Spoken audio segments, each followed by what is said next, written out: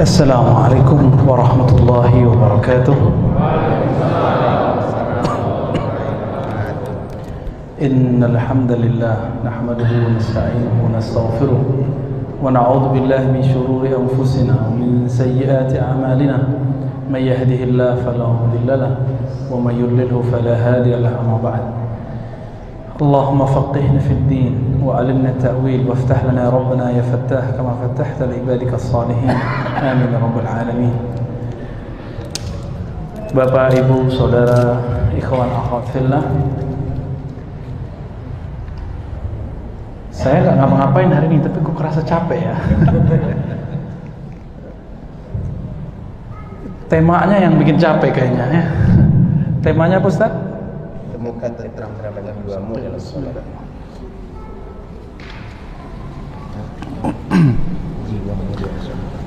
Berarti ada dua kata kunci, tentram dan sholat. Nah, dari situ kita masuk ya. Di dalam Al-Quran, kata tenang itu muncul sangat eksplisit dalam surat yang sudah sering kita dengar dalam bab zikir. Surah Ar-Ra'd ayat 28. Sering dengar? Ala bidzikrillah tatmainnul qulub. Ala. Orang Arab kalau mau ala itu yang ngantuk langsung bangun. Ala gitu. Hoi gitu. Jadi Allah tapi manggilnya halus. Ala, hey, sadar. Kamu sadar, kamu tidak akan tenang dengan game. Kamu tidak akan bahagia dengan jabatanmu. Kamu tidak akan bahagia dengan pasangan yang gagah cantik. Kamu tidak akan bahagia dengan gajimu yang gede. Kamu cuma bahagia. Nah, dalam bahasa Arab jika objek didahulukan, biasanya subjek, predikat, objek. Ini objeknya dimajukan, bidzikrillah. Maka harus dipakai jar majrur. Bidzikrillah, hanya dengan menyebut Allah, menyebut nama Allah, mengingat sifat-sifat Allah, berhubungan kontak langsung dengan Allah. Tatmainnul qulub, qalbu menjadi tatmain. Qalbu itu bahasa Arab artinya taqlibah, suatu yang bergerak-gerak. Berkata Imam Al-Qushairi, imam ahli hadis mufassir yang ahli zikir, summiyal qalbu qalban litaqallubihi. Qalbu disebut qalban karena dia cepat sekali berubah. Kita kagum kepada seseorang, jam ini bisa jadi jam nanti sudah berubah.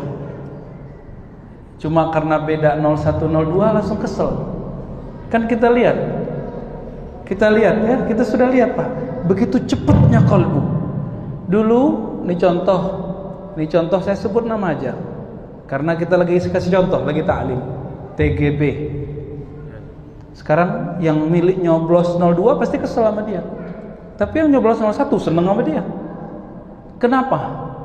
Dulu dikatakan next presiden, Hafiz Mufassir, Doktor Azhar. Kakak kelasnya Ustaz Arnaf. Dulu digadang-gadang kayaknya melebihi semuanya. Tapi cukup dengan dia bedanya berang politik dan sudah banyak orang benci. Begitu cepatnya kalbu membenci, ya kan?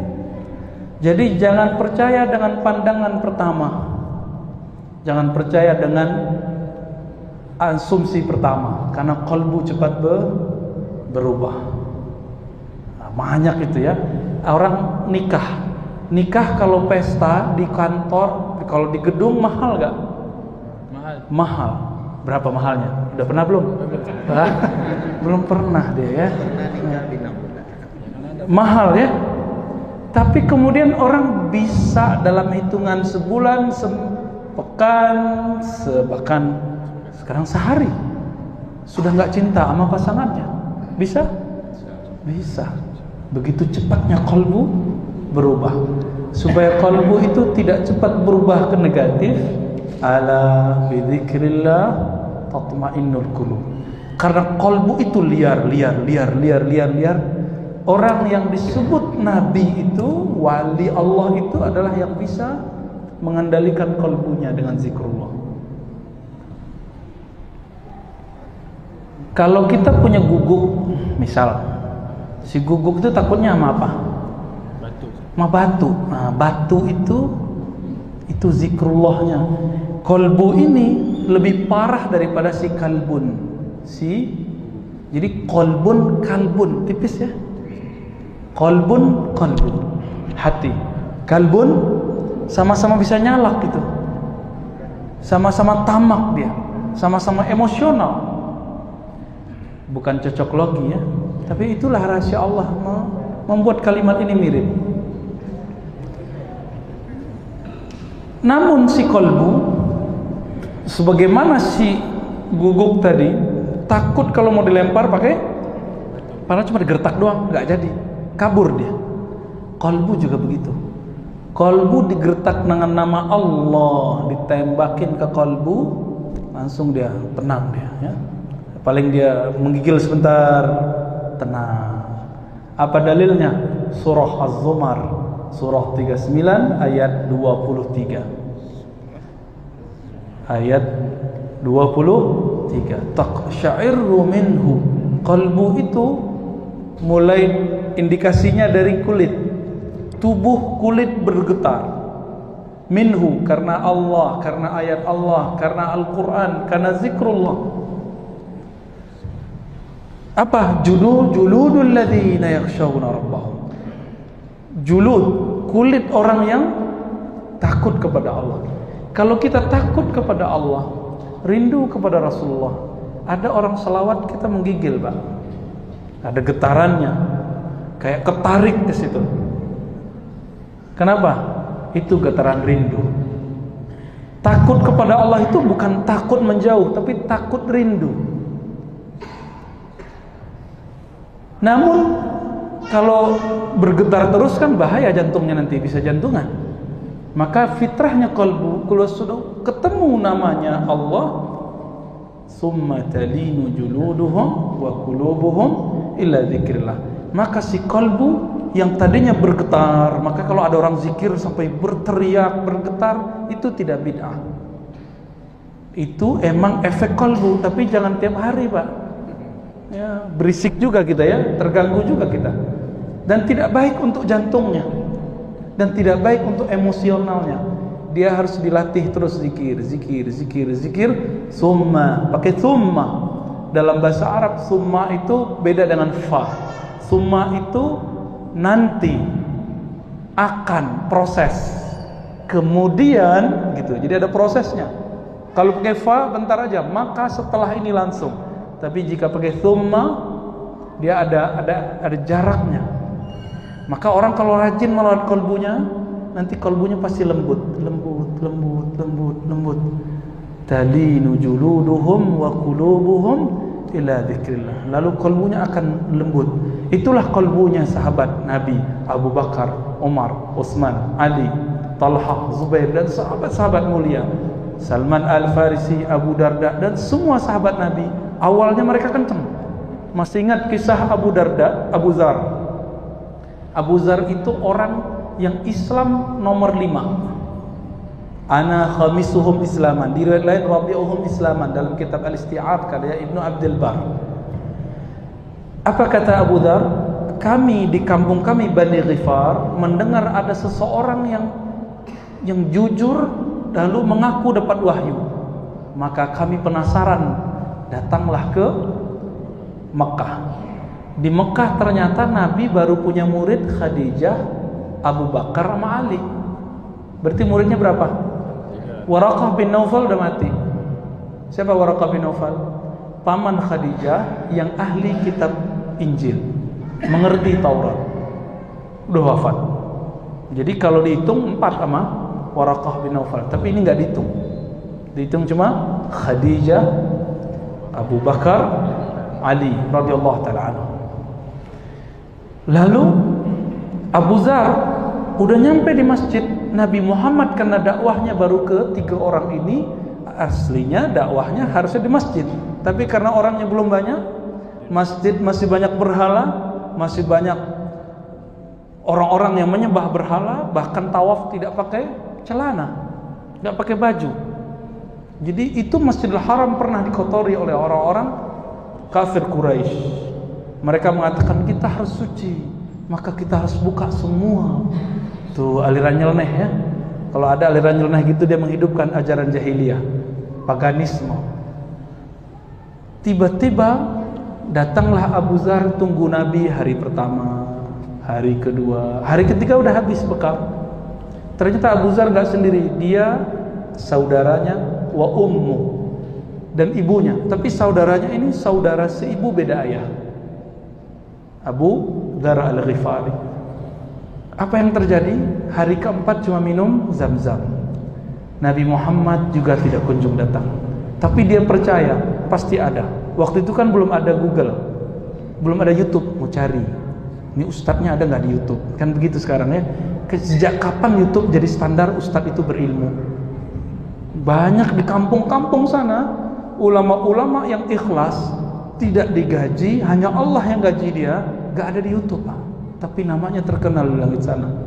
Allah kunjungi terus, orang kirim terus malaikat ke sana bawa rahmat, bawa rahmat, bawa rahmat. Ada yang jawab, Ustaz, rahmat nama saya. Ya bukan rahmat yang itu ya, rahmat Allah maksudnya. Hari ke-10, 11, sampai 20 gak ada juga. Minumnya apa? Makannya apa? Makannya Zam-Zam, minumnya Zam-Zam. Udah malam, makannya Zam-Zam, minumnya Zam-Zam. Sampai hari ke-30 Nabi biasanya sekali sebulan waktu itu masuk ke Masjidil Haram. Tiba-tiba Abu Bakar kaget melihat ada orang kurus, lemes, 3 orang. Seorang perempuan, waktu itu belum wajib berjilbab. Terus coba Abu Dzar dan saudaranya Abu Dzar yang seorang penyair. Apa yang terjadi setelah itu? Abu Bakar bertanya, ini wajahnya bukan wajah orang Quraisy. Abu Bakar hafal semua orang Quraisy. Nabi hafal semua orang Quraisy kecuali yang baru-baru lahir. Akhirnya ditanya, "Man anta?" Siapa kalian? "Man antum?" Kamu siapa? Dari mana? Dijawablah oleh Abu Dzar, "Ana Abu Dzar." Aku adalah Abu Dzar. Tapi kata Abu Bakar, "Wajahmu kok melas?" Abu Dzar bergirang, ada yang mau ngajak nraktir nih ya. Akhirnya apa kata Abu Bakar? "Kamu belum makan ya?" "Belum." Ternyata Nabi ada di samping Abu Bakar. Ketika Abu Bakar bertanya, "Apa yang kamu makan?" "Aku makan selama 30 hari air Zam-Zam dan minum juga air Zam-Zam." Lalu Nabi SAW bersabda, "Az-Zam-Zam, ma'u Zam-Zam ta'amun wa syarab." Hadisnya hasan. Air Zam-Zam itu ta'am. Apa itu ta'am? Sama dengan makanan, juga syarab sama dengan minuman. Semenjak saat itu orang jadi tahu rahasia air Zam-Zam. Walaupun 30 hari bisa hidup dan tidak masalah, justru pembuangan detok, keluar penyakit-penyakit Abu Dzar, maka umur Abu Dzar panjang. Panjangnya bukan main. Lalu Abu Dzar diajarkan oleh Nabi la ilaha, pengajaran itu disebut talqin zikir. Apa arti talqin? Pembimbingan zikir. Talqin bukan hanya untuk orang mati, tapi lebih diutamakan untuk orang yang hidup. Maka ditalqinlah siapa? Abu Dzar, saudaranya dan ibunya. Abu Dzar paling kencang zikirnya. Masuk kalimat itu Allah itu ke dalam dadanya, mengalir ke jantungnya, ke tubuhnya, ke darahnya, ke tulangnya. Maka Abu Dzar mengatakan ke Abu Bakar, "Wahai Abu Bakar, izinkan aku mengumandangkan, mendeklarasikan kemenangan tauhid di dalam qalbuku." Kan lagi rame deklarasi ya. Apa yang dia deklarasikan? La ilaha illallah masuk ke dalam dirinya. Apa kata Abu Bakar? "Dulu aku juga kayak kamu. Pertama dapat la ilaha illallah, pengen nunjukin ke orang, siapa aja ngelawan, aku lawan." Kata Abu Dzar, itu mah kamu, aku beda. Tapi Abu Dzar terus, tanpa sepengetahuan Abu Bakar, Abu Dzar tembus ke Masjidil Haram yang banyak berhalanya saat itu, dan dia mengatakan asyhadu an la ilaha illallah. Itu kata-kata dia menggetarkan berhala-berhala semua. Semua orang kafir awalnya takut, tapi pas dilihat ini orang nggak dikenal nih, gebukin aja, digebukin, buh. Tapi dia nggak ngerasa apa-apa, langsung pingsan. Dia nggak ngerasa sakit, tapi udah bonyok. Tahu-tahu bangun, siapa yang membawa dia? Paman Nabi yang belum masuk Islam, namanya Ja'far, atau saudara Nabi ya, Ja'far, saudara sepupu Nabi. Ja'far mengatakan, kalian jangan coba-coba ganggu ini orang. Saya kenal ini orang, namanya Abu Zar. Dia tinggal di daerah Ghifar, Bani Ghifar. Kalau kalian pergi berdagang ke utara pasti lewat kampung Abu Zar. Orang Arab itu kalau kita bunuh satu orang kaumnya, maka nanti orang kaum sono akan datang sekampung menghancuri kaum kita, membunuh kaum kita. Maka kata Ja'far apa? La taqtuluhu, hentikan, jangan bunuh dia, karena nanti urat nadi perdagangan kita habis. Akhirnya orang-orang kafir Quraisy menghentikan pukulannya. Abu Zar kemudian diselamatkan oleh Abu Bakar As-Siddiq. Pas dia siuman, apa kata Abu Bakar? Tuh, apa kata gue? Rasain lo gitu. Jadi ini emang orang baru dapat kalimatullah, semuanya pasti pengen pamer, walaupun benar. Baru dapat kajian A, pengen pamer. Baru dapat kajian zikir, pamer zikir. Baru dapat kajian sunnah, pamer sunnah. Kajian bid'ah, pamer anti bid'ah. Pengen baru dapat belajar thariqat A, pamer thariqat. Baru dapat sanad A, pamer sanad. Emang itu fitrah manusia. Maka sabar-sabar sama orang yang suka pamer. Nanti dia capek sendiri. Ya, kita semua punya sikap pamer, Pak. Semua, saya juga. Ayatnya itu kan tidak ada di surah Al-Hadid. Ayat keberapa itu?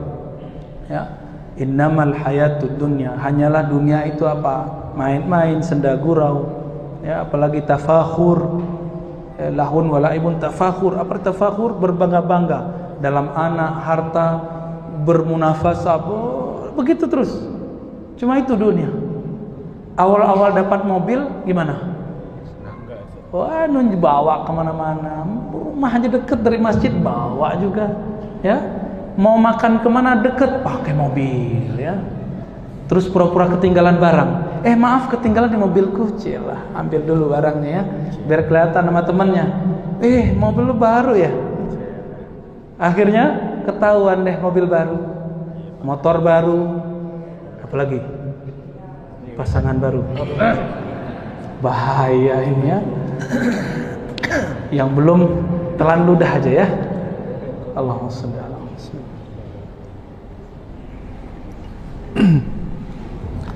Orang baru belajar silat pengen nantang orang nggak? Pengen. Silat itu untuk badan. Orang baru bisa silat bid'ah juga sama. Silat sunnah juga sama. Silat zikir juga sama. Pengen nantang semua orang. Baru belajar zikir, nanti lihat isi hati orang. Wah, ini ustadz nih ahli zikir nih. Wah, ustadz ini belum sampai nih. Belum sampai kemana? Belum sampai ke alam kubur ya. Biasa itu ya. Nanti kalau dia sudah belajar, ada yang bisa setahun hilang, ada yang sepekan hilang, ada yang hilang bener ya, hijrahnya gagal. Jadi pintu hijrah itu banyak. Ada yang lewat zikir, ada yang lewat nangis-nangis, ada yang lewat muhasabah, ada yang lewat partai, ada yang lewat gerakan, ada yang lewat sunnah bid'ah, ada yang lewat khuruj. Banyak pintu hijrah itu banyak. Jangan monopoli bab hijrah ya. Kembali ke surat Az-Zumar, ayat berapa tadi? Ayat 23. Di ayat 23 itu dikatakan summa talinu, dengan proses berjalan, maka orang yang tadinya pengen show up, nunjukin apa saja yang dia punya, nanti lama-lama hilang, lebih tenang, kalbunya lebih tenang. Talinu juluduhum wa qulubuhum, tapi dengan syarat cuma satu, ila dzikrillah, kepada mengingat, menyebut nama Allah. Itu sebabnya orang yang hijrahnya tidak kepada Allah, yang masuk zikirnya tidak bertujuan kepada Allah, dapat hartanya tidak dengan niat mensyukuri nikmat Allah, maka sampai mati dia suka pamer. Dan Nabi mengancam, man samma'a samma'ahullah. Siapa yang suka pamer, Allah akan pamerkan aibnya. Hati-hati ya. Jadi nggak usah pamer-pamer. Kalau ada orang pamer depan kita, nggak usah suudzon, katakan oh mungkin dia lagi bersyukur, karena ada ayat fa amma bi ni'mati rabbika wa amma bi ni'mati rabbika fahaddits. Surat apa yo? Ad-Duha, bukan Al-Lail ya. Al-Lail sebelumnya. Adapun terhadap nikmat Rabbmu, penciptamu, pemberi rezekimu, fahaddits, kamu boleh tunjukkan. Kapan boleh menunjukkan? Depannya bi ni'mati rabbik. Ini syarat dalam bahasa Arab, dalam ilmu akidah, bi ni'mati rabbik. Kalau aku, kita semua telah merasakan ini dari Allah, bukan punyaku, baru boleh tunjukkan. Sehingga ketika kita menunjukkan kecerdasan, bukan kita yang cerdas.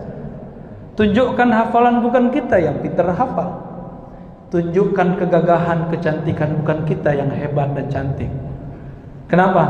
Ada nggak yang lahir niat ngobrol ke maknya waktu lahir, mak, buatin aku hidung yang agak mancung ke depan dong, jangan mancung ke belakang. Bisa nggak? Nggak bisa. Kita sudah dapat begini sudah. Maka wajah ini anugerah Allah, tinggal disyukuri ya. Dulu saya berjenggot, ingin disebut akhi-akhian, pengen dipanggil akhi Ar-Razi, ikhwan Ar-Razi. Tertegun ketika ketemu seorang syekh dari Mesir, namanya dulu ngajar di ma'had kita 2 semester, Dr. Syekh Abdul Bashir Abdul Mu'ti, ahli lughah, ahli tafsir.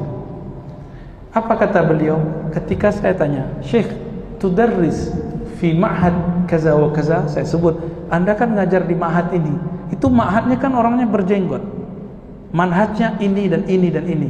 Wa anta ma'indaka lihya, sedang engkau nggak punya satu lembar pun nggak ada satu bulu. Apa jawaban dia? Dia lihat jenggot saya yang sedikit ini ya. Ya Ar-Razi, ana la utillu lihyah khaufan bihim. Aku tidak memanjangkan jenggot karena aku takut dihujat tidak semanhaj dengan mereka. Aku pun memanjangkan jenggot bukan juga ingin disebut ustadz. Aku kalau memanjangkan jenggot karena aku cinta Rasulullah, tapi cintaku belum kuat. Dia bilang gitu ya. Jadi ya sudah, aku begini aja dulu, tapi dalam hati aku cinta Rasulullah sallallahu alaihi wasallam. Bab sederhana, nggak sampai bilang kalau nggak berjenggot nggak halal, nggak usah terima khidbahnya. Waduh, kacau sekali ya.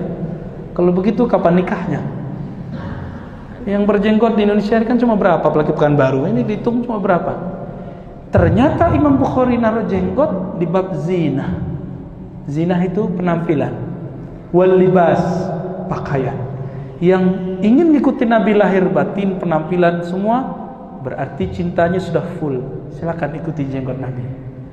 Ikuti Nabi kadang-kadang, jadi sekali seumur hidup panjangkan rambutnya segini. Saya berniat sekali seumur hidup, supaya di Sahih Bukhari dikatakan rambut Nabi menutupi separuh telinga dan sampai ke apa namanya ini? Punuk onta. Ya. Ini onta apa manusia ini? Ya.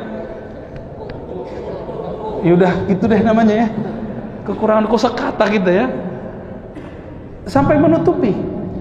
Tapi jangan lama-lama. Kenapa? Zaman sudah berubah. Itu namanya sunnah urfiyah, sunnah tradisi Nabi saat itu. Baju keren ya begitu, penampilan keren yang begitu. Jenggot udah, tapi rambut belum. Jangan sok sunnah dulu ya. Nabi itu pakai sarung, pakai celana. Saya hari malam ini udah capek, 3 hari pakai gamis. Sekarang pakai celana ya. Kenapa? Jadi ada siapa nih? Mana Syekh Rasid ini ya? Yang cilik. Dia bilang, saya kira Ustaz Razi itu berjenggot panjang, putih separuh, berserban tebal, terus pakai rida, selendang, seperti habaib para masyaikh. Saya ketawa aja. Ya, kadang saya begitu pakaiannya, tapi saya lebih nyaman pakai ini. Nggak ribet, muter-muternya nggak ribet ya. Namun kalau ingin mengamalkan sesekali, tafadhal, kita punya sanad serban. Kita punya sanad Pak serban. Ada, alhamdulillah. Tapi sanad jenggot ada nggak? Ada sanad jenggot. Nabi itu kalau baca hadis lagi megang jenggotnya. Ada hadis yang musalsal namanya billihyah. Nabi megang jenggotnya waktu menjelaskan suatu hadis. Maka semua rawi hadis, periwayat hadis megang jenggotnya waktu menyampaikan hadis itu. Maka meranalah yang tidak punya jenggot, tidak Allahumma sholli ala Muhammad. Kembali ke surah Az-Zumar. Di surah Az-Zumar, zikir itu awal bikin kita bergetar, lama-lama bikin lembut. Karena zikir itu mainan kolbu. Karena kolbu itu rajanya jiwa, rajanya badan, maka orang baru dapat mainan, nunjukin gak? Anak kecil baru dapat mainan, nunjukin ke temannya gak? Sama. Karakter itu akan berubah sebatas umurnya.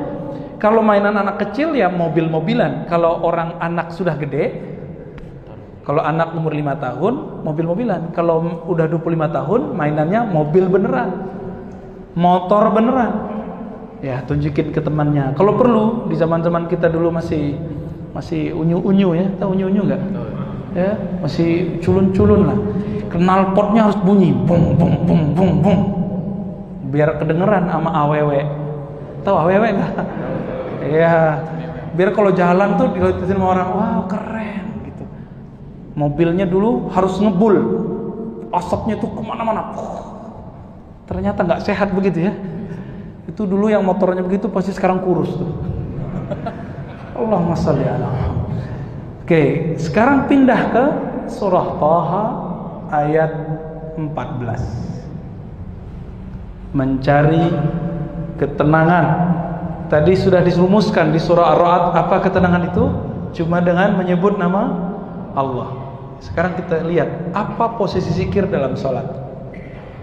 Posisi pentingnya zikir dalam salat. Di bagian tengah sampai akhir Allah berfirman gimana? Aqimis salata. Ayo yang hafal.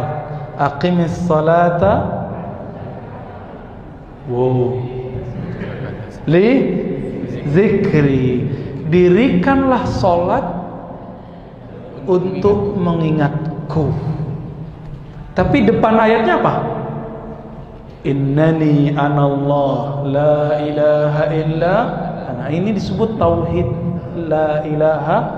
Tauhid la ilallah bukan teori, tapi tauhid la ilallah itu dibaca, diresapi. Jadi kalau habis pengajian sudah punya tauhid belum? Baru punya ilmunya, belum punya amalnya. Oleh karena itu Nabi selalu mengatakan man qala la ilaha illallah, man qala la ilaha illallah, begitu. Jaddidu imanakum bi qauli la ilaha illallah. La ilaha itu bukan teori. Tauhid uluhiyah, rububiyah, sifat 20 enggak cukup. Itu teori. Harus ada prakteknya. Harus ada prakteknya. Kalau ada orang menunjukkan jurus-jurus silat di YouTube, kita lihat, kita ikuti. Udah bisa belum? Cepat bisa enggak? Setahun juga enggak lolos-lolos. Kalau ingin belajar membaca la ilaha illallah hanya pakai YouTube, tembus nggak ke kalbu? Tembusnya ke kuota. Nggak tembus ke kalbu Pak. Jebol WA-nya, ya berat. Kalau itu aja bisa berat, data apa yang kita lihat, yang kita rekam, yang kita tonton di WA itu, di HP itu bisa berat. Sebaiknya yang memberatkan kalbu itu apa? Kalimah-kalimah Allah. Bagaimana beratnya nama Allah? Coba lihat hadis Imam Tirmizi. Dalam hadis Imam Tirmizi dia katakan bahwa nanti di hari kiamat ada orang yang gak punya amal banyak, tapi dia punya rahasia di kalbunya. Ketika ditimbang amalnya oleh Allah, disuruh malaikat mizan, malaikat penimbang, ditimbang semua dosanya, disebutkan sijilat, sepanjang lembaran yang ada di zaman itu, di masa itu, di padang mahsyar, sejauh itulah, sebanyak itulah dosanya. Banyak nggak tuh? Jadi kalau orang ngeprint yang pakai bulat itu, yang biasanya di Indomaret itu ya, kan bulat tuh untuk struk, bukan struk yang tepar itu ya. Sepanjang itu dosanya. Satu rim, kira-kira begitu ya. Satu rim 50 lembar ya.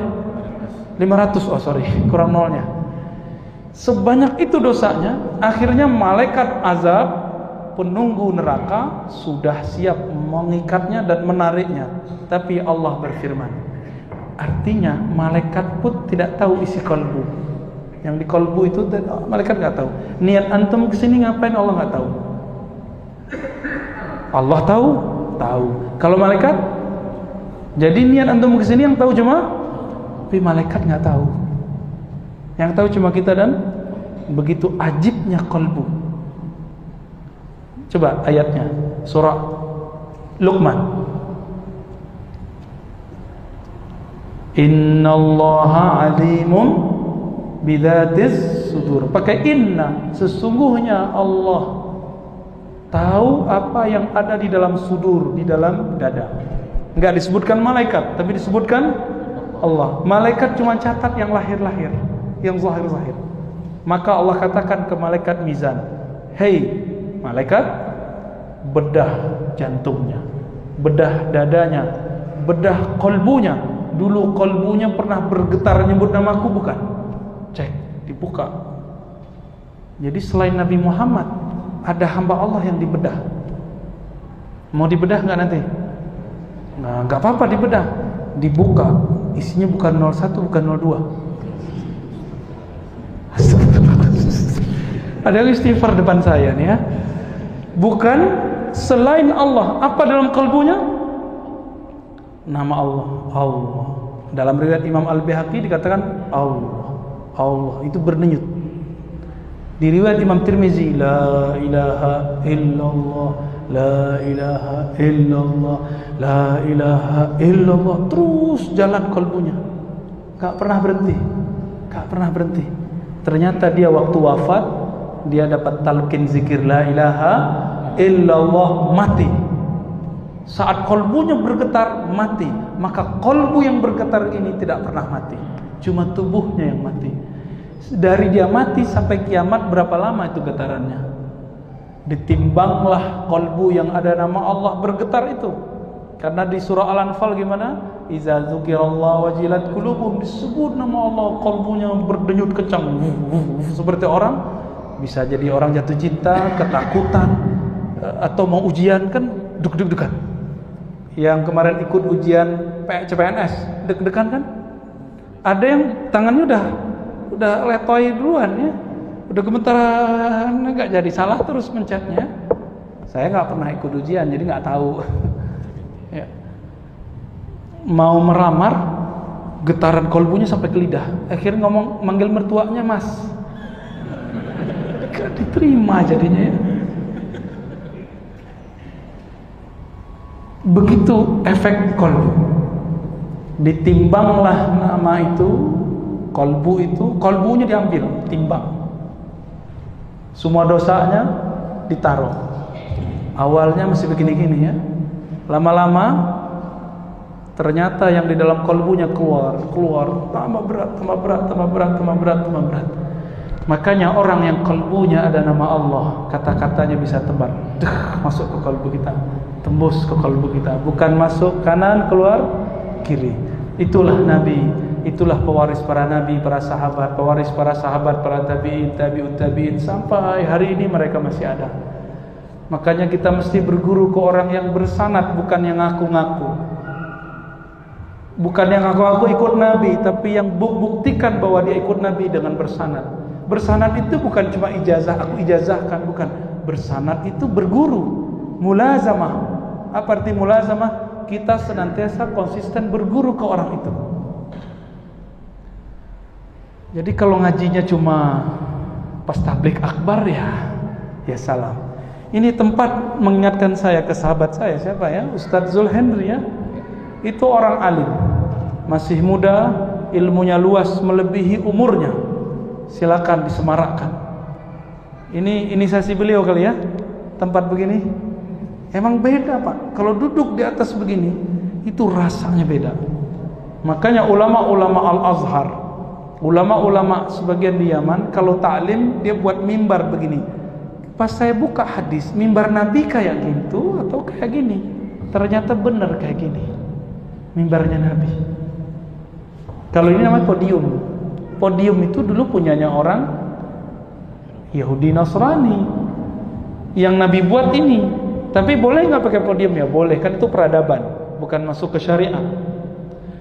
Nah, silakan mulazamah ke beliau. Tadi ada Ustadz Al-Nof ya, mulazamah ke beliau.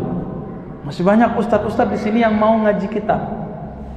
Karena tidak semua sempat nyantri, sudah telat kan, umurnya udah lewat, nggak boleh kan disuruh-suruh push up. Kau telat sholat push up, nggak bisa begitu lagi Pak.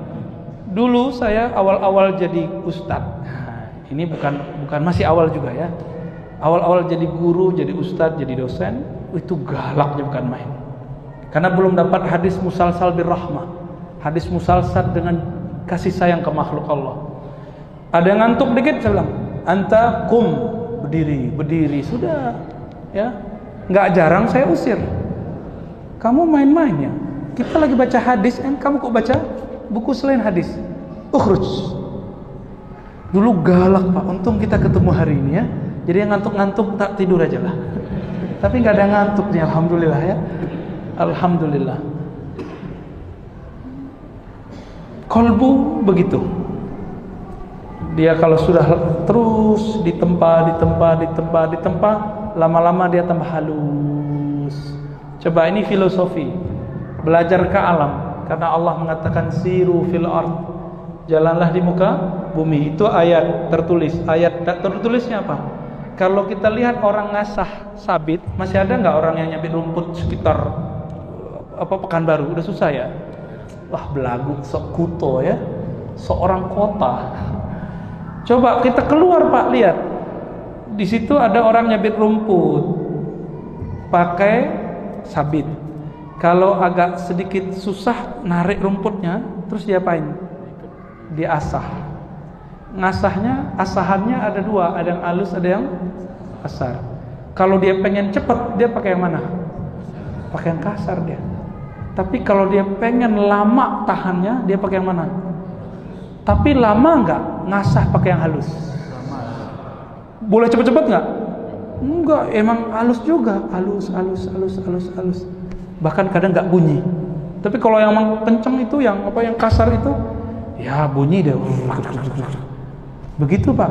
Orang yang baru dapat ilmu kajian baru itu kasar-kasar ngomongnya kadang. Kita semua begitu. Kalau kata teman saya, ikhwan khuruj, jemaah tabligh, ngejos tak gitu. Tahu ngejos nggak? Ya kayak bukan jos yang minuman penguat itu. Lagi jos, lagi semangat.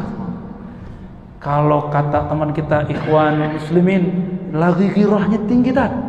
Apalagi tuh ghirah, semangat. Ya. Kalau orang pesantren hamasah, wahimmah, semangatnya lagi melangit tak? Emang nggak bisa dihadang itu. Itulah kelebihan anak muda. Tapi kalau anak tua dapat kajian keras, kita lihat mukanya, kita udah kesal duluan Pak. Lah bapak ini udah bau tanah, masih aja mau cari masalah di masjid ya? Mau nyalahin kita aja. Nah, tapi sabar Pak, dia badannya tua, tapi ilmunya kan masih muda. Nanti lama-lama dia capek. Saya udah ketemu ratusan orang yang curhat, mengatakan, Ustadz saya dulu keras, orang kayak Ustadz nih habis saya hina. Terus kok Bapak nggak hina saya? Oh kan dulu Ustadz ya. Jadi kalau sekarang saya dihina orang, saya maklumi. Oh berarti ini baru hijrah ya. Hijrahnya pintu yang beda sama pintu kita. Dimaklumi aja Pak.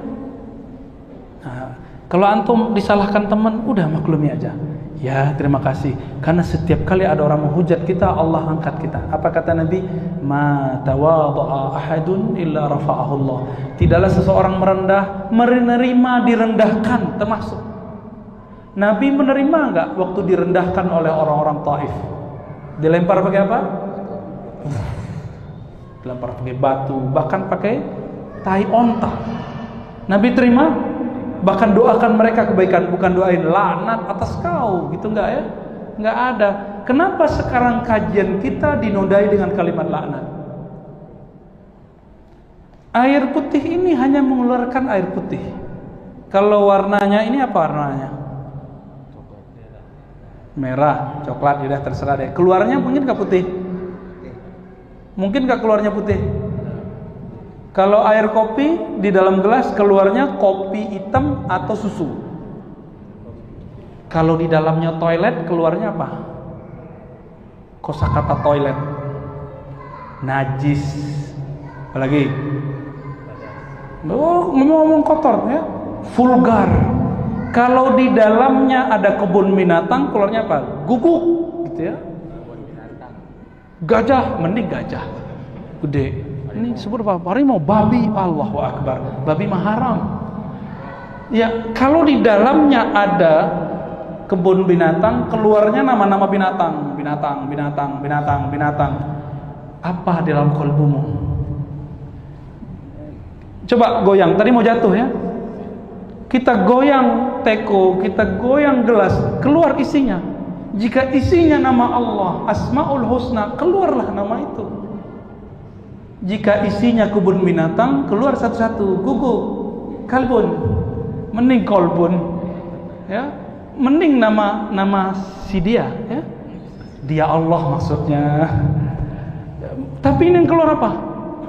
Dikasih pertanyaan dikit, ustadznya sensitif, langsung keluar kalimat-kalimat tidak pantas. Berarti belum pantas dia untuk berbicara qalbu. Itulah problem kita hari ini. Fanzur amman ta'khuzuna dinakum. Maka perhatikan gurumu, pilih gurumu yang benar-benar, yang lahir batinnya mewarisi Rasulullah sallallahu alaihi wasallam. Jangan hanya sorbannya, jangan hanya kopiahnya, bajunya, celananya, betul akhlaknya semuanya.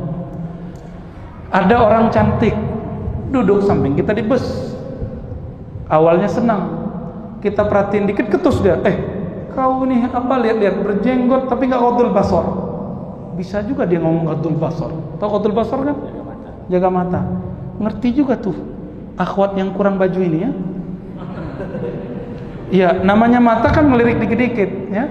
Dia bilang, jadi cantik nggak dia? Galak ya. Galak gak jadi cantik. Ada orang bening kulitnya tapi apa aja belagu, nggak mau salaman sama orang, najis ya. Ketemu orang, bau. Dia cantik tapi akhlaknya tidak cantik. Ada orang bersorban tapi akhlaknya tidak akhlak sorban. Ada orang bergamis tapi tidak akhlak gamis. Ada bersarung tidak akhlak sarung. Bukan melarang pakai ya, jangan, bukan melarang nggak pakai baju, bukan. Nanti yaudah Ustaz saya nggak pakai baju aja, bukan. Maksud saya kalau cari guru jangan tertipu sama pakaian. Li'annal ajabu fil libas, kekaguman terhadap pakaian cuma sampai dia ngomong. Kalau dia udah ngomong ketahuan isinya apa. Ya. Aqimis salata li dzikri, ini bagian terakhir. Dirikanlah salat untuk mengingatku, menyebut namaku. Maka inti salat adalah zikrullah. Oleh karena itu Nabi itu mengajarkan zikir. Ada zikir yang temporal. Wasabbihuhu bukratan wa asila. Surat Al-Ahzab ayat 42. Sebutlah, bertasbihlah kepada Allah pagi dan sore. Itu zikir namanya zikir muakkad. Zikir yang ada waktunya, muayyan. Kita sebut zikir maksurat, ratib, hizib, apapun namanya. Terus di ayat 41-nya, ya ayyuhallazina amanu zkurullaha zikran katsira. Hai orang beriman, sebut, ingat Allah sebanyak-banyak. Kalau banyak itu 100 banyak nggak? 500 banyak nggak? 1000 banyak nggak? Jadi boleh nggak kalau zikir 1000? Terus kalau ada yang bilang, Nabi nggak pernah zikir 1000, gimana jawabnya? Gimana cara jawabnya? Tanya balik sama dia. Quran itu turun ke Nabi bukan? Dia pasti jawab, iya. Bacain ayat ini, surah Al-Ahzab ayat 4. Ya ayyuhallazina amanu dzkurullaha dzikran katsira. Hai orang beriman, zikir sebanyak-banyaknya. Banyak di situ kan tidak dikatakan tak terhingga, enggak. Banyak. Yang penting banyak angkanya. Yang banyak angka atau apa? Angka perasa. Rasanya banyak. Ada enggak begitu? Manisnya banyak. Bisa enggak begitu? Orang bilang banyak angka. Jumlahnya banyak, baru benar? Oke. Maka itu ingin menyebutkan angka. Ada ulama memilih zikir tiap hari 1000. Ada yang memilih 5000. Ada yang memilih 10.000. Ada yang memilih 70.000. Itu banyak. Jadi tidak bid'ah. Oh Ustaz, ente salah. Nabi cuma zikir subhanallah 33 kali. Wah, ini belum khatam Sahih Bukhari nih. Ya, nggak usah Bukhari deh, Al-Azkar Nawawi aja 1 jilid. Bukhari kebanyakan 4 jilid. Udah khatam belum Azkar Nawawi? Belum ya? Ya udah, apa dong? Arba'in. Itu mah dikit ya, 40 hadis nggak ada tentang yang tadi. Nabi SAW ternyata zikirnya macam-macam. Ada yang angkanya 1, ada yang 3, ada yang 15, 10, 15, 25, 50 nggak ada. 33, 34. Pertanyaannya, subhanallah 33. Tadi imam kita ngimamin sampai saya ketiduran, Pak. Allahu Akbar, saya tidur. Itu mimpi itu ya. Saking indahnya suaranya. Terima kasih Pak Imam ya. Mana imam kita tadi? Ya, biasanya saya kalau zikir tuh melek. Ini kok 2 hari 3 hari di Pekanbaru, setiap kali orang zikir saya ketiduran terus.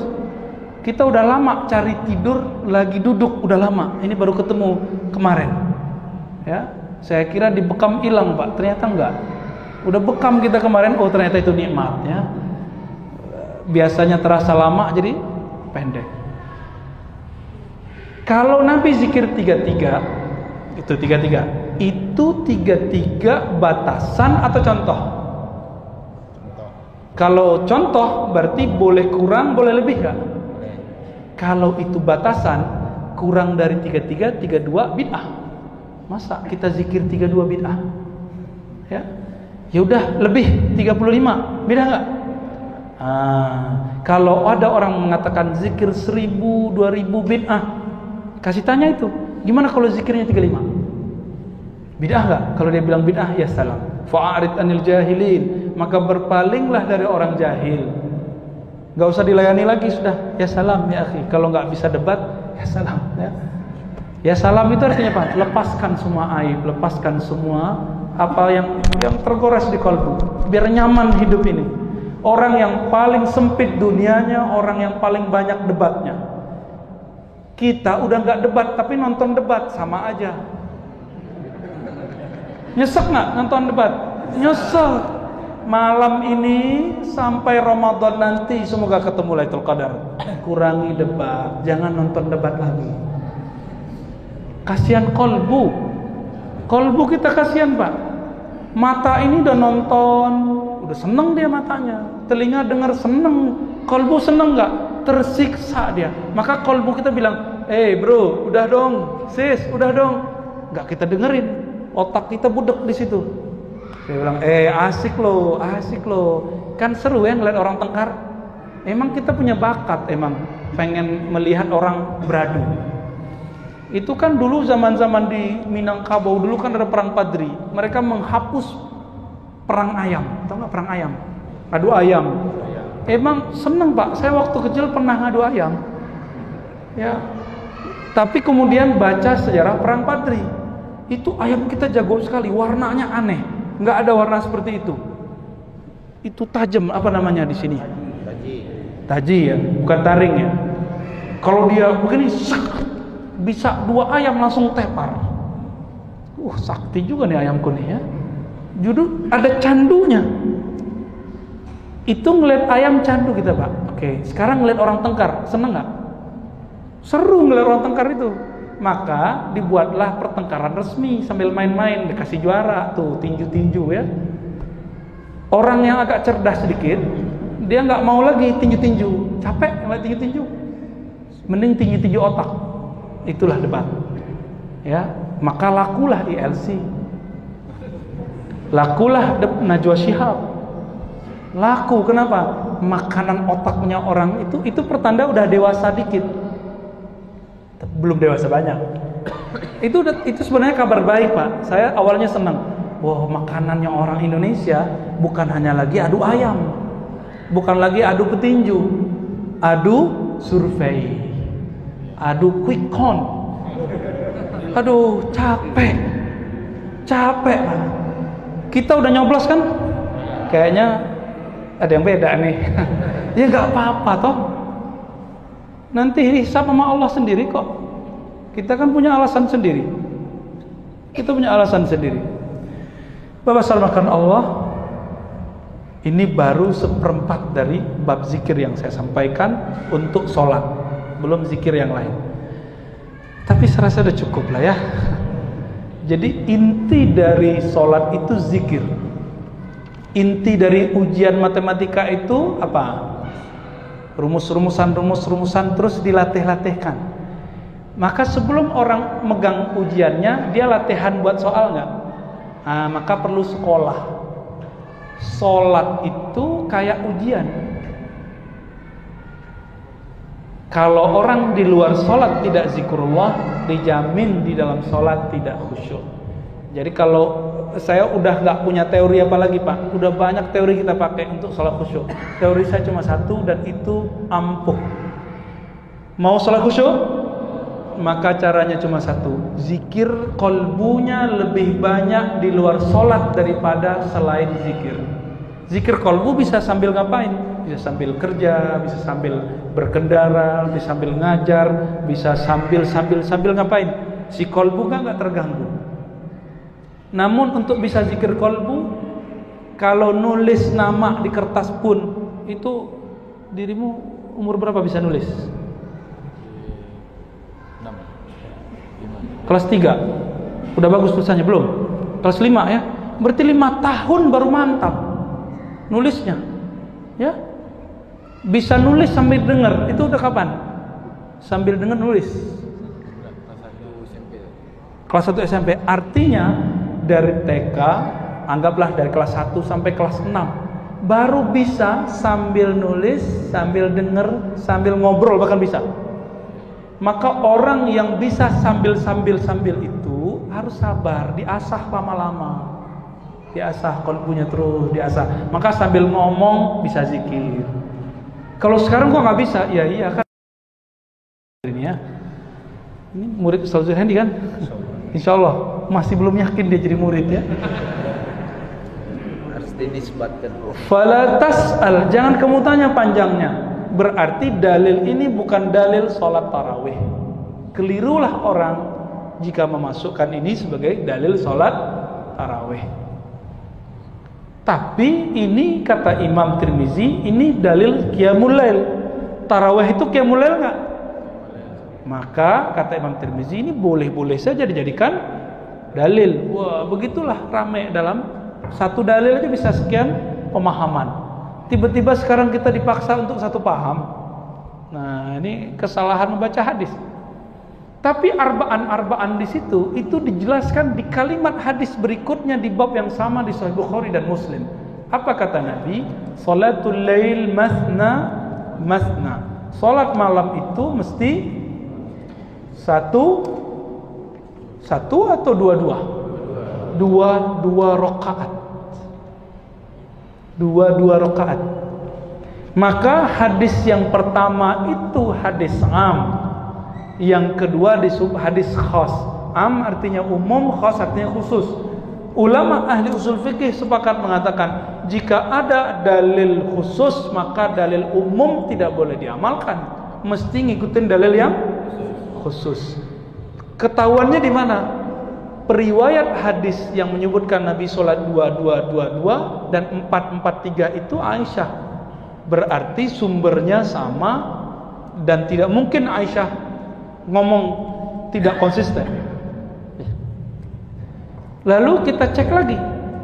Kalau ada teks begitu, kita bandingkan dengan amal sahabat. Sahabat kalau malam hari sholatnya 4-4-3 atau 2-2-2. Ternyata nggak ada sahabat yang sholat 4 coba. Bagaimana? Saya di kampung saya dari awal belum saya lahir udah begitu sholatnya. Makanya waktu kita berdebat dengan pengurus, apa kata pengurus?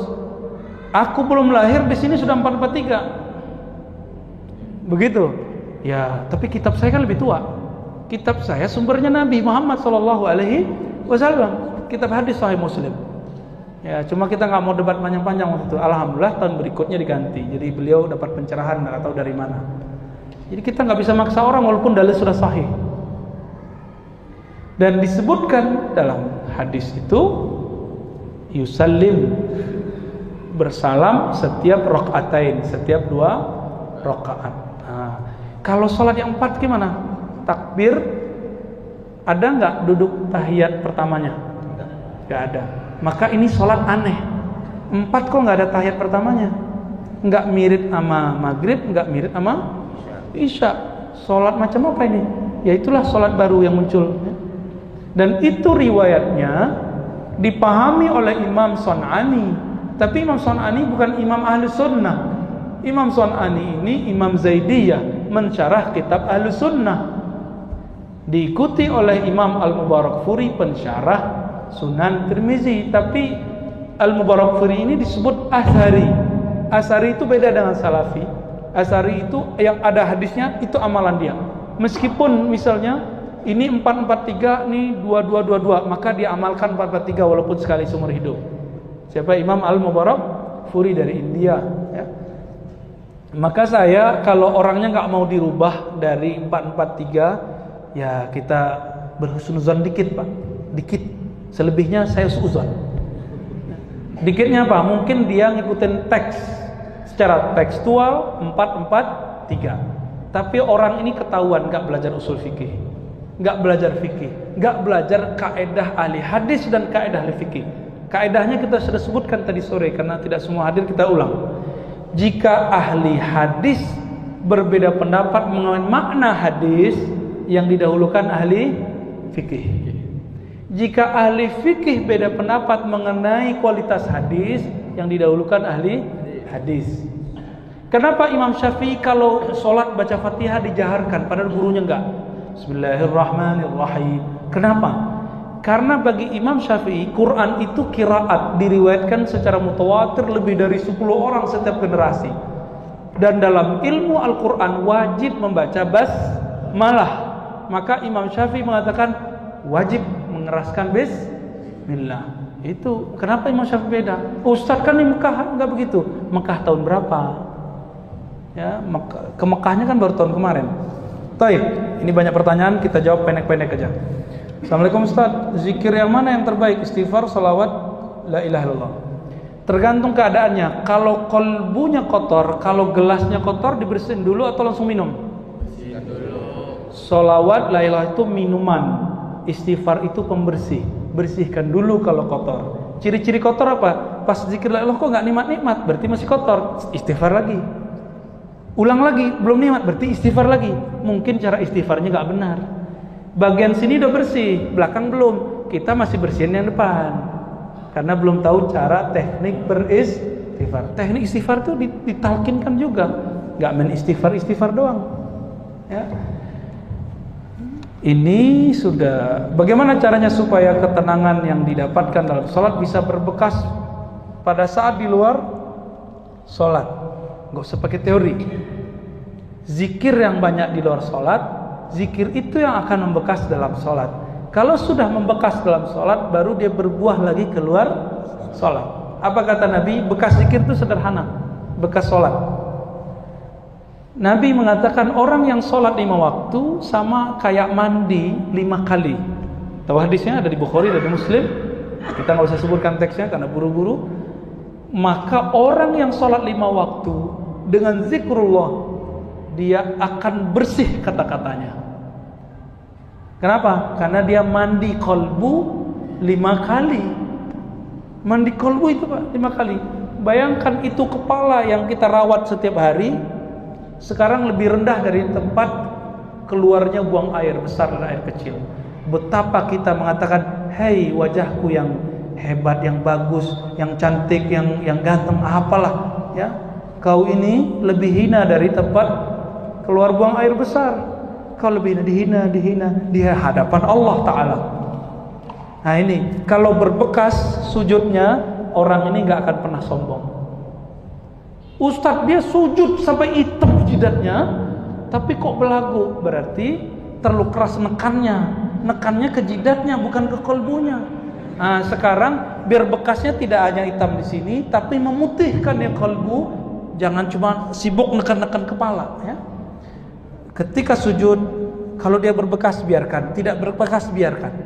Karena yang dikenal bekas sujudnya dari asarus sujud di mukanya, simahum fi wujuhihim min asarus sujud, itu bukanlah jidat yang bergaris-garis tip X apa itu ya. Tapi kalau kulit antum begitu ya gak apa-apa toh. Ada yang begitu gak jidatnya ya? Ya gak apa-apa. Namun bukan itu yang disebut bekas sujud. Bekas sujud yang mana?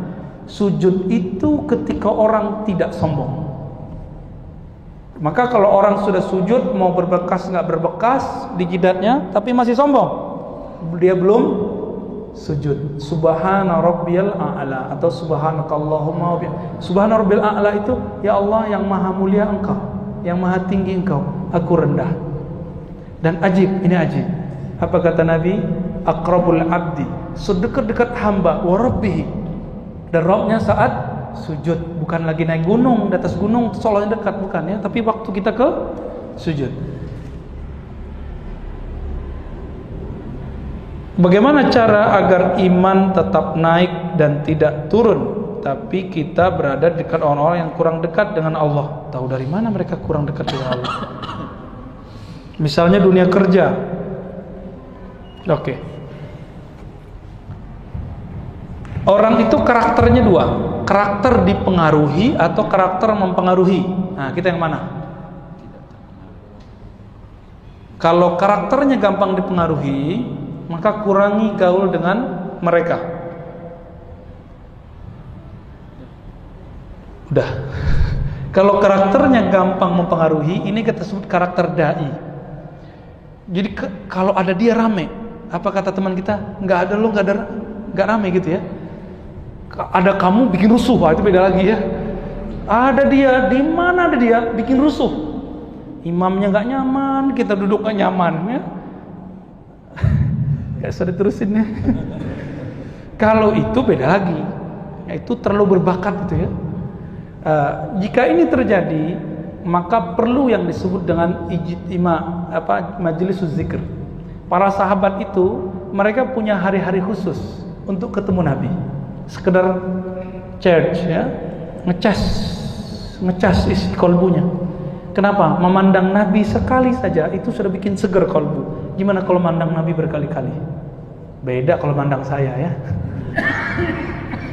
Bapak langsung batuk, Pak. Allahumma sholli ala Muhammad. Allahumma sholli ala.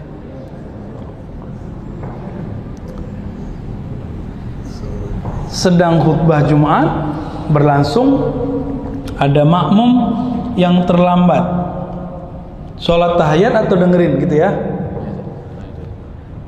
Kalau masih khutbah pertama maka dianjurkan sholat, tapi kalau khutbah kedua gak boleh sholat, nanti ketinggalan dia. Namun ada beberapa orang salah baca kitab kuning. Kalau imam sudah naik maka wajib denger.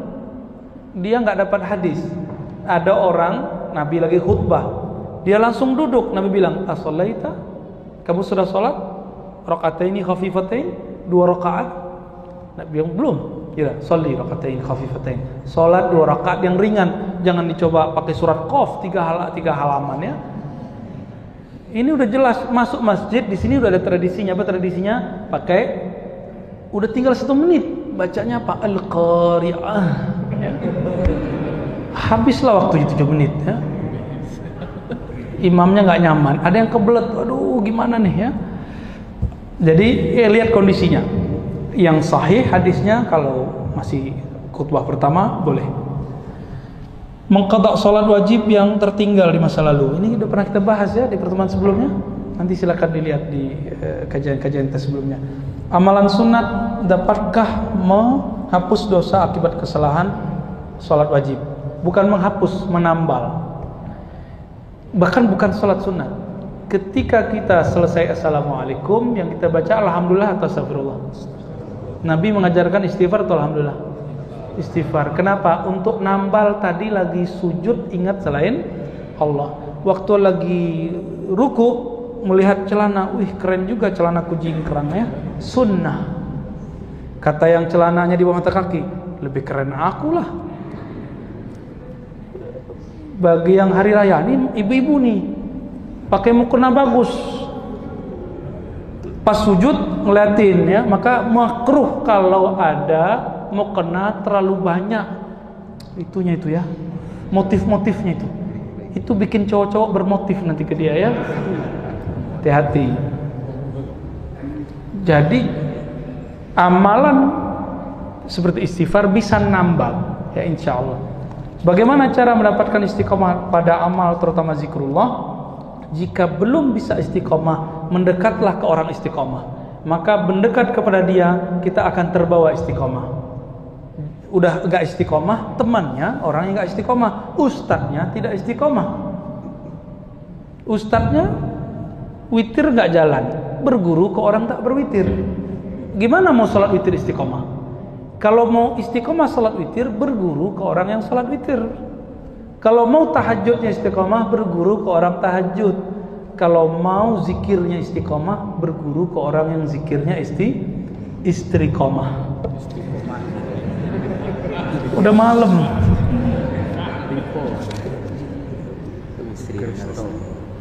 Pemuda Al-Kahfi dalam surah Al-Kahfi 18 ayat 18. Nah, ya, di surah Al-Kahfi ada tentang qalbu ya, itu ayatnya berat itu ya. Wala tuti' man aghfalna qalbahu, itu ya, an dzikrina. Coba dicek, benar enggak itu? Kita dulu ngafalin ayat enggak ngafalin nomor soalnya. Sampai hari ini ngafalin hadis enggak tahu nomornya. Enggak bisa ngomong kiri kanan atas, enggak pernah ngaji begitu. Ya, itu khasnya Ustadz Adi Hidayat itu ya. Allah kasih kecerdasan luar biasa ke beliau. Kita diajarin baca teksnya udah hafalin gitu doang. Ada jemaah nggak hormat ke kita, nggak apa-apa. Tapi dia bilang, kalau anda nggak tahu bilang aja nggak tahu. Ya saya kan udah jawab, hadisnya A.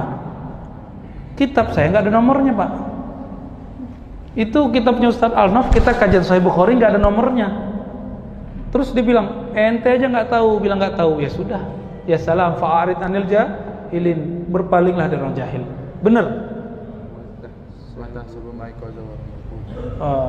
Itu tentang ini. Mungkin bukan yang itu ya. Ayat 28 kayaknya. Wala tuti' man aghfalna qalbahu an dzikrina. Jangan ikuti orang yang kalbunya lalai dari ingat Allah. Ya. Kalau 18-19 tentang Hud ya, tentang cerita Nabi Khidir dengan Nabi Musa dan si Fata, Al-Fata pemuda temannya di Musa. Ini pertanyaannya pakai bahasa Arab nih. Afdhul dzikri la ilaha illallah. Allahumma anta salam wa salam. Zikir nafas tapi merokok. Loh, maksudnya apa ini? Zikir nafas tapi merokok. Dalam keadaan merokok. Oh gitu. Zikir nafas lain, rokok lain hukumnya ya. Oke. Tentang zikir malam la ilaha illallah kan. Jadi kan setiap salat ini kadang-kadang imam baca zikir malam. Saya tanyakan itu, apa benar seperti itu pada zikir la ilaha illallah? Ya. Yang kedua, waalaikumsalam, waalaikumsalam. Ada hadis yang sahih itu kan waalaikumsalam. Tapi dalam kebanyakan orang Indonesia ini, dalam kitab Yasin itu ada yang ya, Allah mantasalam kesalam itu ya. Maka itu tidak menyalahi. Oke, ya. Yang ketiga itu zikir tapi merokok. Ada orang mengajarkan zikir nafas dalam setiap waktu. Tapi dia merokok. Dia merokok. Okay. Bagaimana seorang berzikir tapi dia merokok? Baik. Tak menyatu itu. Ya. Pertanyaannya borong ini. Baik, yang pertama, Di hadis Imam Tirmizi, hadisnya sahih, afdalul dzikri la ilaha illallah. Ulama kita sering baca surah Muhammad, fa'lam annahu la ilaha illallah, maka ketahuilah annahu la ilaha. Jadi itu tambahan ulama. Selama tidak diyakini itu sebagai ayat tapi gabungan, maka tidak masalah. Jadi afdalul dzikri fa'lam annahu la ilaha boleh. Atau kalau saya lebih senang baca afdalul dzikri la ilaha karena hadisnya begitu, atau fa'lam annahu la ilaha illallah, digabung sesekali boleh. Jadi begitu ya. Jadi dua-duanya boleh. Terus yang benar itu di hadis Allahumma antas salam minkas salam tabarakta rabbana wa ta'alaita ya rabbal jalali wal ikram. Gitu hadisnya di Bukhari, di Muslim. Siapa yang menambahkan ini? Apakah yang menambahkannya lebih bid'ah? Apakah dia merasa lebih pintar dari Nabi? Kan gitu. Kan mazhab Baperian begitu. Ditambah dikit aja muncul pertanyaan, kamu lebih pintar dari Nabi? Nah, nggak begitu. Itu mazhab Baperiun namanya. Baper. Kita cek ke ulama salafus saleh sahabat Nabi. Kalau baca labbaik Allah bacanya gimana? Labbaik Allahumma labbaik. Terus wal ni'mata. Semoga yang baca nanti umroh sesegera mungkin, amin. Yang nggak baca ya salam. Ibnu Umar menambahkan wahdahu la syarika, ditambahkan ke belakang. Apakah tambahan Ibnu Umar itu bid'ah? Apakah Ibnu Umar merasa lebih pintar dari Rasulullah? Enggak, Ibnu Umar merasa ingin memantapkan lagi. Nabi kalimat begitu sudah ngefek ke kalbunya. Maka Ibnu Umar mengatakan, saya belum selevel Nabi. Maka ditambahkan. Apakah dia seorang pebid'ah? Tidak. Maka ziyadah, tambahan-tambahan begini sudah ada zaman salafnya sahabat. Bukan bid'ah. Jangankan itu di luar sholat. Ini kan luar sholat yang Allah salam. Di dalam sholat ada hadis Bukhari, Muslim, Abu Daud, Tirmizi, Nasa'i, Ibnu Majah, semuanya meriwayatkan bahwa para sahabat, cuma lafaz yang ini, kalau yang kasus yang ini adanya di Bukhari, ada di Muslim, ada di Nasa'i. Nabi waktu sholatnya memandang ada dua riwayat, 12 malaikat naik berebut membawa satu kalimat. Di riwayat kedua 40 malaikat berebut bawa satu kalimat. Akhirnya selesai sholat Nabi bukan istighfar, Nabi nanya, man minkum, siapa yang baca Rabbana lakal hamdu hamdan thayyiban katsiran mubarakan fi. Yang Nabi ajarkan apa? Rabbana lakal hamdu bil as-samawati wal ard, sampai akhir yang kita sudah hafal. Akhirnya semua orang diam. Ya, pada takut disebut ahli bid'ah. Tapi kemudian ada yang ngaku juga ketika Nabi nanya, ana ya Rasulullah, aku wahai Rasul. Itu ditambah dalam sholat atau di luar sholat? Ya. Bacaan ini bagian dari Quran atau bacaan zikir? Kalau Quran boleh ditambah nggak? Nggak boleh. Misalnya gini, kan ada orang baca laqad ja'akum, terus fa in tawallaw faqul hasbiyallah, dia jadi imam diganti faqul hasbunallah, dirubah ayat. Itu boleh nggak boleh? Nggak boleh. Kalau doa boleh, kalau zikir boleh. Maka Nabi mengatakan, inni ra'aitu, aku melihat isnata asyrata malakan, ya isnata asyrata malakan yatabadarunahu, mereka berebut untuk membawanya ke langit. Berarti secara hukum fikih dan riwayat hadis, tambahan itu boleh. Namun kalau saya lebih senang tidak nambah, maka ba'da sholat saya bacanya cuma Allahumma antas salam minkas salam tabarakta ya rabb dzal jalali wal ikram. Namun kalau di masjid yang biasa pakai itu, ya kita bertasamuh, ya bertasamuh, nggak apa-apa. Ada kok imamnya yang menyuruh, yang membolehkan. Terakhir zikir dia ngajarkan zikir tiap nafas tapi merokok. Nah ini kita pisahkan, merokok hukumnya apa? Rokok itu tidak ada di Quran, tapi ada indikasi di Quran. Apa ayatnya? Wala tulku biaidikum ila tahlukah. Kita udah cek fatwa Mesir, fatwa MUI, fatwa Saudi, semuanya pakai ayat itu. Tapi saya baca sampai 70 kali, nggak ada kalimat rokok di situ. Jangan kamu campakkan dirimu kepada kebinasaan. Ada rokok nggak? Nggak. Namun dokter bilang rokok itu bisa membinasakan. Nah ini namanya istinbat. Kalau dokter cerita ke ulama, ulama bilang oh kalau gitu haram dong. Maka pengharaman rokok bagi yang mengharamkannya tidak dengan dalil qat'i, dalilnya zonni ijtihadi. Apa arti zonni ijtihadi? Berdasarkan asumsi yang kuat, penelitian yang mantap, dan ijtihad. Kalau ijtihad pasti ada yang nggak sepakat. Khamar ada yang nggak sepakat kalau itu haram. Ada yang bilang nggak, menurut saya khamar itu halal, kafir. Ada yang bilang menurut saya babi itu kalau sudah dihilangin cacing-cacing pitanya halal, kafir. Kafir langsung. Ya, tapi kalau ini karena tidak ada di Quran, sampai kiamat kita akan berdebat. Namun biar aman gimana? Cari yang paling ketat. Yang paling ketat itu untuk biar gak binasa, merokok atau tidak merokok? Nggak usah merokok. Saya dulu merokok juga Pak. Nggak bisa berhenti kata orang. Kalau udah ngumpul curi-curi. Ya, gimana berhentinya? Nggak pakai teori-teori. Nazar, tahu nazar? Saya bernazar ya Allah tidak mau merokok lagi. Udah berhenti sampai sekarang. Nggak usah pakai teori-teori, pakai terapi nazari. Gitu aja. Jadi yang mau berhenti merokok nazar aja Pak. Insya Allah langsung berhenti itu. Besok langsung berhenti. Ya Allah sebutkan. Aku bernazar dengan namamu untuk tidak merokok. Pasti berhenti besok. Kecuali dia khianat kepada Allah. Ya. Maka kalau ketemu ada orang ngajar zikir terus dia ngerokok, kalau nggak senang cari aja guru yang nggak merokok.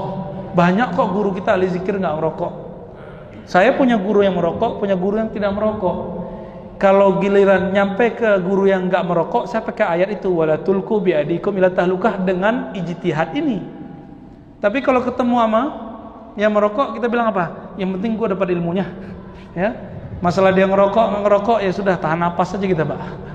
Dan itu emang butuh kebijaksanaan. Kalau cuma karena merokok kita anti kepada orang, maka banyak ulama yang ilmunya terkubur. Ya, tapi jangan ngerokok ente ya. Ya, kumisnya bukan kumis rokok ya. Oke, masih ada 2. Cukup lah ya. Cukup. Tadi 10 menit. Ini nggak bisa baca saya ini, tapi sedikit. Pak Ustadz, di Quran ada surah Al-Ahzab, ayatnya saya lupa, mengenai jilbab. Kalau dibaca artinya jadi cadar itu wajib, tapi hadis Nabi mengenai jilbab kok beda ya? Ya, di Quran itu kalimatnya 2, jalabib dan khumur, bi khumurihinna. Jalabib di surah Al-Ahzab, khumur di surah An-Nur. Jalabib artinya pakaian yang menutupi tubuh semua. Maka saya juga pakai jalabib, jilbab secara bahasa. Perempuan juga pakai jilbab, tapi bahasa Indonesia ini kan unik. Bahasanya Arab tapi rasanya Indonesia. Contoh halal bihalal. Mana ada bahasa Arab? Ta'ali syekh halal bihalal. Pusing dia, apa tuh halal bihalal? Muhrim. Muhrim itu orang lagi ihram. Kita muhrim, sorry. Kan gitu ya. Gak boleh nikah gitu. Mahram, bukan muhrim. Macam-macam. Ulama dalam bahasa Indonesia, ulama itu yang ceramah. Padahal ulama dalam bahasa Arab yang takut kepada Allah. Jadi bagaimana cadar? Cadar itu masuk ke ayat itu jalabib. Karena arti jalabib itu yang menutupi semua tubuh hatta wajah, sampai ke wajah. Jangan heran di Arab sana, laki-laki kalau musim tertentu pakai tutup semua. Pakai cadar juga. Ntar nanti pakai cadar ya. Pekanbaru unik ya. Akhwatnya sudah biasa pakai cadar. Ya, saya baru ingat 2014 di Malaysia, kok perempuan pakai cadar biasa aja, nggak dianggap teroris. Kita dulu bermimpi semoga Indonesia biasa aja. Ternyata tetangganya Malaysia sudah Pekanbaru ya. Semoga nanti nyebar ke sampingnya, kirinya. Biar orang tahu cadar itu justru bawa rahmat, bukan bawa terorisme. Nggak ada kaitannya. Masa cadar teroris? Cadar itu bawa bom, bukan bawa tutup hidung. Ya sudah gitu aja ya. Satu lagi. Kalau khumur